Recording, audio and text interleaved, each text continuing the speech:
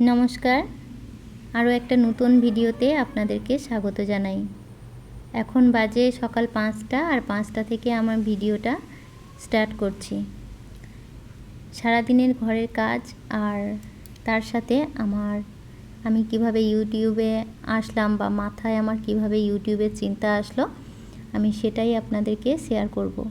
তো একটু স্কিপ না করে সম্পূর্ণ দেখুন, আশা করি ভালো লাগবে।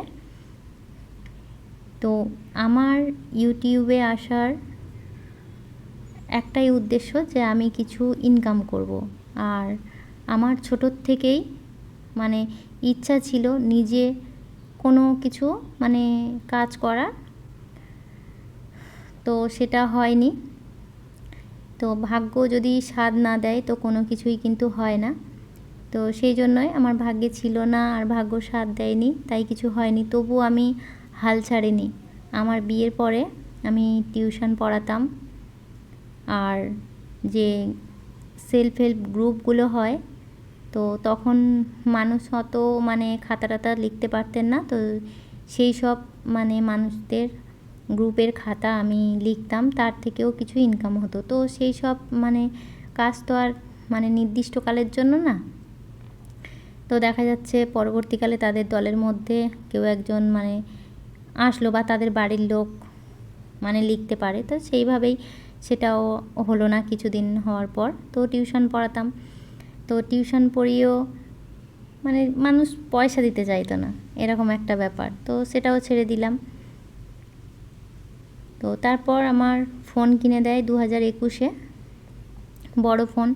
তো তখন আমি বড় ফোন প্রচুর দেখতাম, বা যখনই আমি কাজের ফাঁকে যখন রেস্ট নিতাম তখন আমি ফোন দেখতাম, বা রাতে অনেক রাত পর্যন্ত করে আমি ফোন দেখতাম, শর্ট ভিডিও দেখতাম, বা এমনি কোনো বাংলা বই দেখতাম, তারপরে ব্লগ ভিডিও দেখতাম।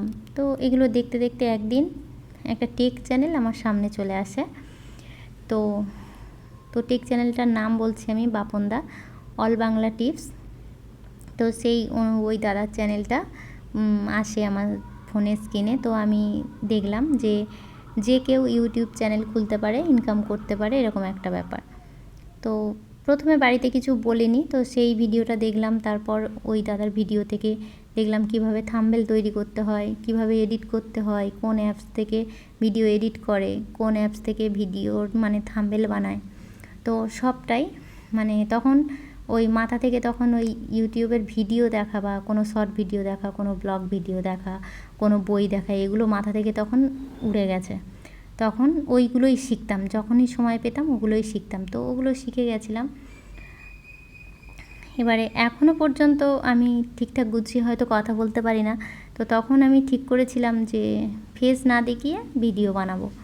তো ফেস ছাড়া ভিডিও করে অনেকে ইনকাম করছে, এগুলোও দেখলাম। তো তখন সরাসরি ফোনের সামনে, ক্যামেরার সামনে আসতে লজ্জা লাগতো বা খারাপ লাগতো, ঠিকমতো কথা বলতে পারতাম না। তো এইভাবে বাড়িতে একদিন বললাম যে আমি একটা ইউটিউব চ্যানেল খুলবো। তো আমার হাজব্যান্ডকে বললাম, তো সে বলল ঠিক আছে, চ্যানেলটা খোলো। তো কুকিং চ্যানেল খুললাম, নাম রেখেছিলাম চ্যানেলটার শুক্লার রান্নাঘর।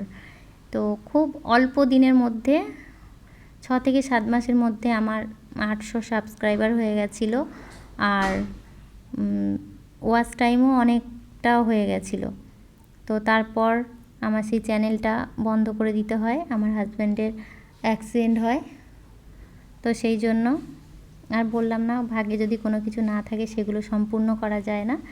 তো সেই জন্য আর বিশেষ করে সাপোর্ট, এই সোশ্যাল মিডিয়ায় কাজ করতে আসলে ফ্যামিলির সাপোর্ট আর মেন্টাল সাপোর্ট খুব জরুরি। তো সেগুলো থেকে কিছু বঞ্চিত ছিলাম। তো নানান কারণে চ্যানেলটা বন্ধ করে দিতে হয়। তো তারপরেও আমি আর কুকিং চ্যানেল একটা খরচারও ব্যাপার ছিল। তো সেই জন্য সব দিকে ভেবে চ্যানেলটা বন্ধ করে দিতে হলো। তো অনেক খারাপ লাগতো। তো চ্যানেলটা ছিল, তবুও ভিডিওগুলো দেখতাম, যে অনেকে কমেন্ট করতো, ভালো লাগতো, সময় কেটে যেত এগুলো দেখতে। একটা ভালো লাগা সৃষ্টি হয়ে গেল, যে একটা কাজ করতাম তার মধ্যে কত মানুষ কমেন্ট করতো, এইগুলো নিয়েই থাকতাম। তো তারপর মানে একজন এমন একটা কথা বলেছিল, এত কষ্ট হয়েছিল। তো সেই ভিডিওগুলো একটা একটা করে সব ডিলিট করে দিই।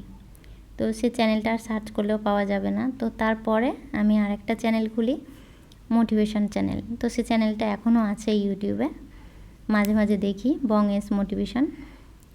তো সেই চ্যানেলটাও বেশ ভালো, কয়েকদিনেই অনেকটা মানে এগিয়ে গেছিলো এই প্রথম চ্যানেলটার মতো। কিছুই জানতাম না, ওই ফোন দেখে দেখে যতটা কাজ করতাম তো অনেকটাই এগিয়ে গেছিলো।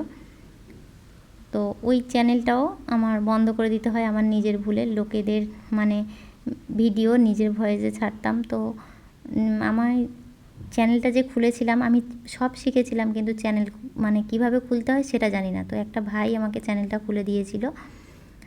তো সেই ভাই মানে হাফ মনিটাইজ যখন হয়ে যায় তখন সেই ভাই দেখে বলল যে বৌদি তোমার এই মানে চ্যানেল থেকে কোনো ইনকাম হবে না। কেউ মানে যার ভিডিও তুমি নিচ্ছ সে যদি কপিরাইট মেরে দেয় তাহলে কিন্তু ইনকাম হবে না। তো সেটা বাধ্য হয়ে বন্ধ করে দিতে হলো। তো তারপর আমি একটা চ্যানেল খুলি, ফার্মিং চ্যানেল, যেহেতু আমাদের ফার্ম ছিল। তো সেই চ্যানেলটাও মানে বন্ধ করে দিতে হয় একটা কারণে। তো এখন আমি এই চ্যানেলটা খুলেছি আর নিজের থেকে মানে জেদ নিয়ে খুলেছি যে যতই জীবনে ঝড় জল আসুক না কেন, তুফান হয়ে যাক না কেন, এই চ্যানেলটা আমি বন্ধ করব না। আর আপনারা যারা এতক্ষণ পর্যন্ত দেখছেন, আশা করি আমার কথাগুলো আপনারা বুঝতে পেরেছেন। আর এটাই চাইবো যে আপনাদের যদি ভালো লাগে আমার চ্যানেলের ভিডিও তাহলে প্লিজ সাবস্ক্রাইব করবেন, একটা লাইক করে দেবেন আর প্রচুর শেয়ার করে দেবেন। আপনাদের সাপোর্ট ছাড়া সত্যি এগিয়ে যাওয়া মানে সম্ভব না। তো আজকের ভিডিওটা আমি এই পর্যন্তই। আবার অন্য কোনো দিন অন্য কোনো ভিডিও নিয়ে চলে আসব। আর অন্য কোনো ভিডিও বলতে আমার এই লাইফস্টাইলে আমি যা যা করি সেগুলোই মানে ভিডিও করে, ছোট ছোট ভিডিও করে আপনাদেরকে দেখানোর চেষ্টা করব। আর সুন্দরবনের প্রাকৃতিক সৌন্দর্য, সুন্দরবনের মানে নদী, এই সব মানে ভিডিও করে আপনাদের দেখানোর চেষ্টা করব। তো সবাই সুস্থ থাকবেন, ভালো থাকবেন, ধন্যবাদ।